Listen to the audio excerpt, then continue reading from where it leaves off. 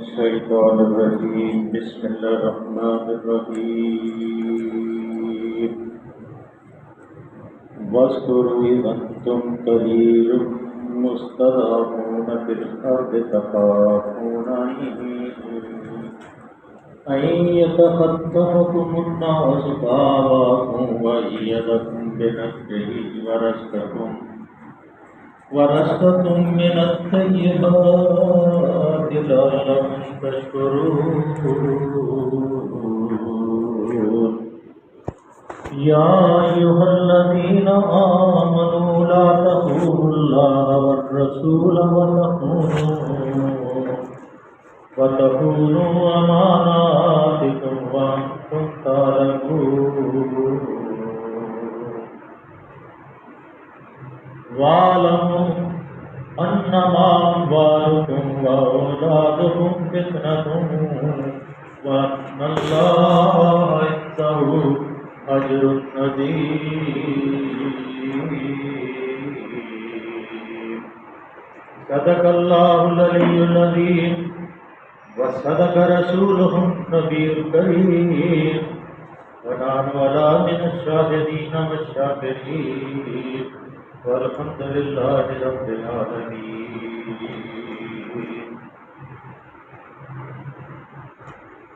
رب اشرح لي صدري ويسر لي أمري واحلل عقدة من لساني يفقهوا قولي اللهم صل على سيدنا محمد وعلى آل سيدنا محمد كما صليت على سيدنا إبراهيم وعلى آل سيدنا إبراهيم إنك حميد مجيد اللهم بارك على سيدنا محمد وعلى آل سيدنا محمد كما باركت على سيدنا إبراهيم وعلى آل سيدنا إبراهيم إنك حميد مجيد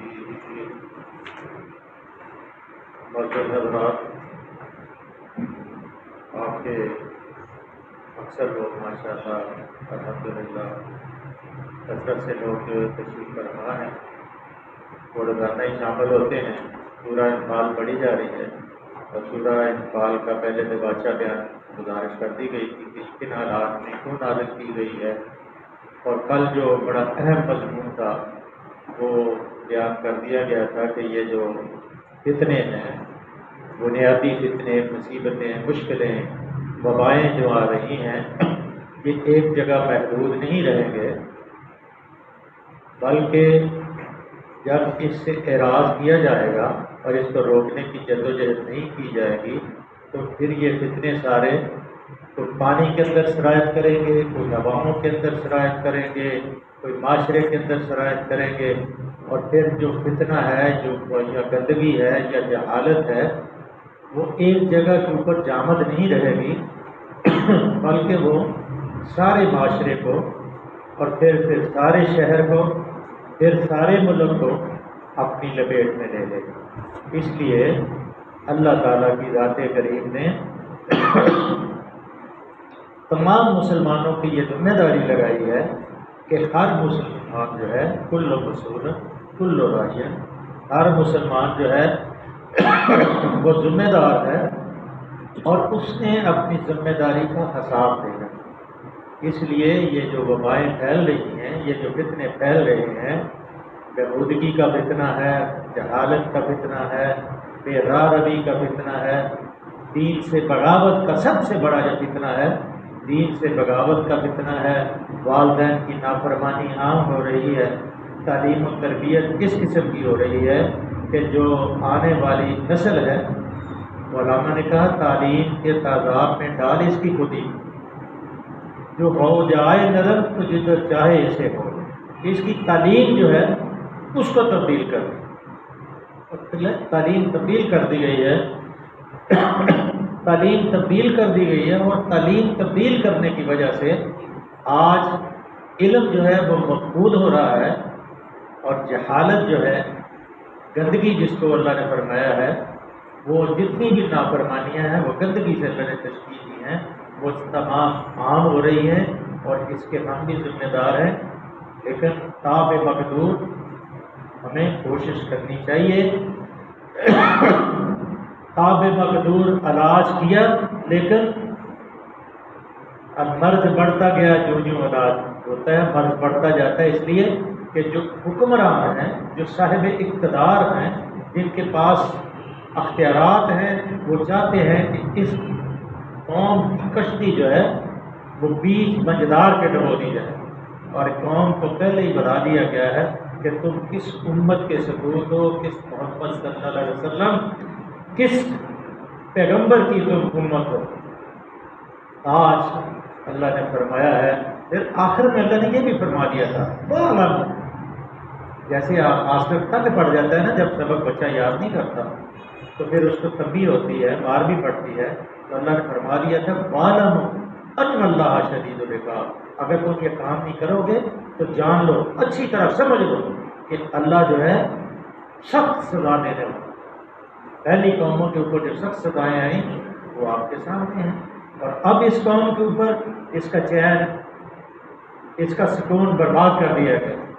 نفسیاتی مریض بن گئی ہے قوم، اس لیے کہ اللہ سے اس کو بے بہرا کر دیا گیا ہے. اور جو حکمران ہیں، جو حکمرانی کے لالچ میں کروڑوں اربوں روپے اس قوم کے ہوٹلوں کے اندر خرچ کیے جا رہے ہیں تاکہ ان کی حکومتیں ایک دوسرے کے مقابلے کر رہی ہیں. کوئی فکر نہیں ہے کہ قوم کے بچے تعلیم کے زیور سے آراستہ ہو رہے ہیں یا نہیں ہو رہے، قوم کے بچے نماز پڑھ رہے ہیں یا نہیں پڑھ رہے. کوئی آپ کو قرآن نہیں ملا آج تک جس نے کہا آؤ بسم اللہ معاف کرنا ہے.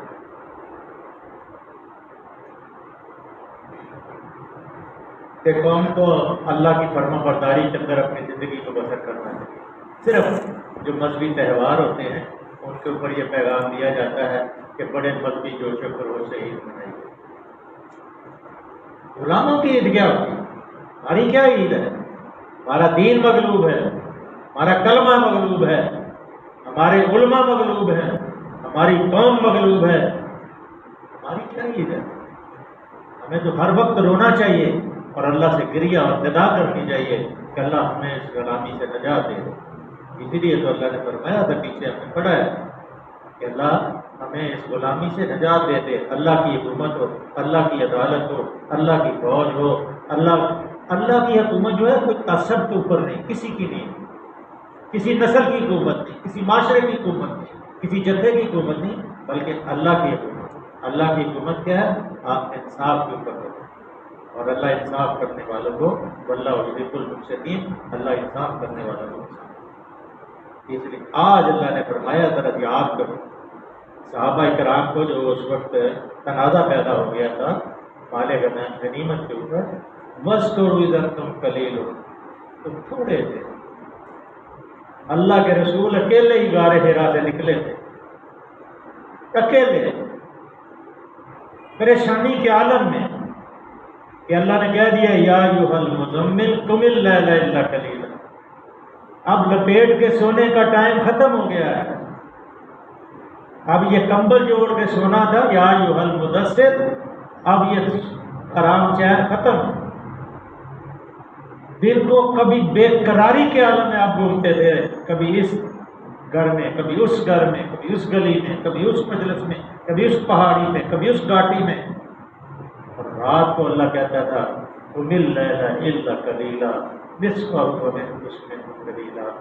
رات کو ذرا تنہائی کے اندر یہ سارے دن کے جو بکیڑے ہیں چھوڑ دیں، آپ میرے سامنے ذرا کھڑا ہو جائیں، مجھ سے باتیں کر، میں تجھے تسلی اور تشفی دوں گا، تجھ سے محبت کروں گا اور ایسے کلمے سکھاؤں گا کہ دل کی جو تکلیف ہے تو بھول جائے گا.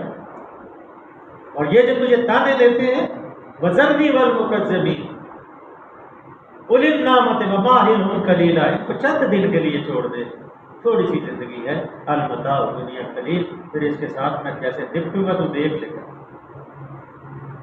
اور پھر اللہ نے دکھایا بدر کے مقام جو بڑے بڑے ابو جہل تھے، بڑے بڑے جو جیت کافر تھے، ایک ہی جھٹکے میں سب پیر تیز ہو گئے اور گڑے کے اندر اللہ کے رسول نے ڈال کے بس پوچھا گیا گڑے والوں جو اللہ نے تم سے وعدہ کیا تھا وہ پورا کر دیا یا نہیں کر دیا؟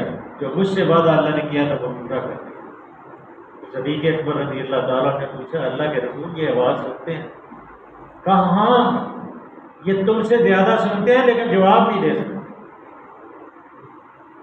بچیں اس عذاب سے، اللہ کی گرفت جو ہے، وَاعْلَمُوا أَنَّ اللَّهَ شَدِيدُ الْعِقَابِ، اپنا حق ادا کریں، اپنے گھر والوں کو سمجھائیں، اپنے محلے والوں کو سمجھائیں، اپنے دوستوں کو سمجھائیں، خود سمجھیں، وہ اس دین کی استقامت کے لیے جدوجہد کریں۔ وَاذْكُرُوا إِذْ أَنتُمْ قَلِيلٌ، تھوڑا سا یاد کرو جب تم تھوڑے تھے، مُسْتَضْعَفُونَ فِي الْأَرْضِ، اور تمہیں زمین کے اندر دبا کے رکھا گیا تھا اور تمہیں مارا جاتا تھا، پھیڑا جاتا تھا۔ بڑا ہی کربناک واقعہ ہے کہ اہل یاسر نے، ماں بھی بندھی ہوئی ہے، باپ بھی بندھا ہوا ہے ان کے ساتھ، اور بیٹے کو کہا جاتا ہے کہ اے ایمان کو چھوڑ دو ورنہ اونٹ مخالف سمت میں بگائیں گے، دو ٹکڑے ہو جائیں گے تمہارے ماں باپ کے۔ تو ماں آواز دیتی ہے، بیٹا یہ ایمان کی دولت دل سے نہ نکالنا، بھلے ہمارا دو ٹکڑے ہو کے زمین پہ گرنا اللہ کو قبول ہو۔ چنانچہ ابو جہل نے پھر کیا نیزے مارے، ایسی جگہ پہ نیزے مارے اور پھر اونٹوں کو بگایا اور دو ٹکڑے کر دیے۔ سب سے پہلی جو شہید تھی وہ حضرت سمیہ رضی اللہ تعالیٰ عنہ کی، جو آل یاسر کے خاندان ہے، لیکن جان دے دی، جان دی ہوئی اسی کی تھی۔ حق تو یہ ہے کہ حق ادا کرو، جان دے دی ہے، کوئی پرواہ نہیں، جنت میں مقام بن گیا ہے۔ اصل تو مقصود جنت ہے جو ابدی زندگی ہے۔ اللہ نے کہا یاد کرو تھوڑے تھے، تمہیں دبا کے رکھا گیا تھا، تخافون، تم خوف میں تھے، ان یتخطفکم الناس، کہ یہ ابھی کوئی تمہیں لوگ جو ہیں مٹا نہ دیں۔ پھر اللہ نے تم کو کیا کیا، فآواکم وأیدکم بنصرہ، تمہیں اللہ نے جائے پناہ مدینے میں جب ہجرت کر کے آپ آ گئے تو تمہیں جائے پناہ دے دی، ورزقکم الطیبات، اور تمہیں طیبات حلال رزق دے دیے، لعلکم تشکرون، تاکہ دیکھا جائے کہ تم شکر گزار بنتے ہو کہ نہیں بنتے۔ یہاں جو شکر گزاری کا لفظ بہت غور کے قابل ہے، اوپر کے سلسلہ تقریر کو نظر میں رکھا جائے تو صاف ظاہر ہو جاتا ہے کہ اس موقع پر شکر گزاری کا مفہوم صرف اتنا ہی نہیں ہے کہ لوگ اللہ کے اس احسان کو مانیں کہ اس نے ان کو کمزوری سے نکالا اور مکہ کی پرقدر زندگی سے بچا کر امن کی جگہ لے آیا جہاں طیبات رزق میسر ہے، بلکہ اس کے ساتھ یہ بھی اس شکر گزاری کے مفہوم میں داخل ہے کہ مسلمان اس اللہ کی اور اس کے رسول کی اطاعت کریں۔ اصل شکر گزاری قابل غور ہے کہ کیا کریں، اللہ اور اس کے رسول کی اطاعت اصل میں شکر گزاری۔ تمہیں میں نے بچا کے لے آیا، تمہیں میں نے طیبات رزق بھی دے دی ہیں، پناہ گاہیں بھی دے دی ہیں، کہ وہی جو انصار تھے، یہاں تک انصاروں نے قربانی دی، اللہ ان کی مرتبہ کو بلند کرے، اللہ ان کو جنت میں اعلیٰ مقام عطا فرمایا لوگوں کے جنہوں نے دین کی حمایت میں، یہاں تک کہہ دیا کہ دو بیویاں، ایک بیوی کو طلاق دیتے تم اس سے شادی کر۔ یہ تھے وہ بھائی۔ تو اللہ نے کہا کہ اصل رزق جو ہے، اصل شکر جو ہے وہ میری اطاعت اور میرے محبوب کی اطاعت ہے۔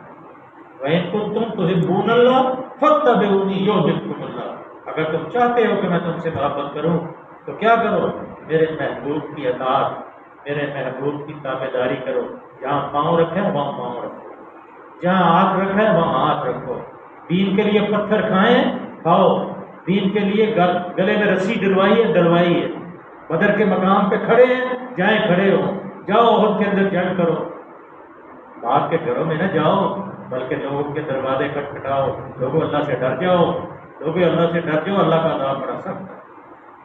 گلی محلے میں اپنے گھر والوں کو بتاؤ، اپنے ہمسایوں کو بتاؤ کہ اللہ کی حکومت کو قائم کرو۔ جب اللہ کی حکومت قائم ہو جائے گی تو پھر سنا سے عورت چلے گی اور مدینے سے عورت چلے گی، سنا جائے گی، اس کو سوائے اللہ کے خوف کے اور کوئی خوف نہیں ہوگا کہ راستے میں کوئی ڈاکو ڈھونڈ لے۔ آپ کو پتہ ہے کہ حضرت عمر فاروق رضی اللہ تعالیٰ عنہ جب آپ کے اوپر حملہ ہوا، زخمی ہوئے تو حضرت علی کرم اللہ وجہ آپ کے لیے طبیب لینے کے لیے گئے۔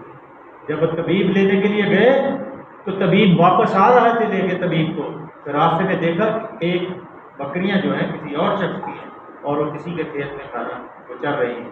تو آپ نے کہا طبیب کو تم واپس چلے گئے۔ میں کہا کیوں؟ نے کہا کہ جس کے لیے میں لے کے آیا تھا وہ آج دنیا میں نہیں ہے، اگر وہ دنیا میں ہوتا تو ان بکریوں کی ضرورت نہیں تھی کہ اس کھیت میں وہ چل سکتے. میں بکریوں کو بھی جانتا ہوں کس کی ہے اور کھیت کو بھی جانتا ہوں. یہ دبدبہ تھا ہمارے حکمرانوں کا. آج کیفیت ہی کیا تنکوں ذروں سے ریت کے ذروں سے بھی کم ہماری اہمیت ہے.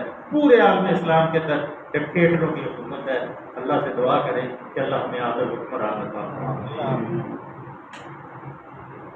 یا ایھا الذین آمنوا لا تخونوا اللہ والرسول وتخونوا اماناتکم وانتم تعلمون.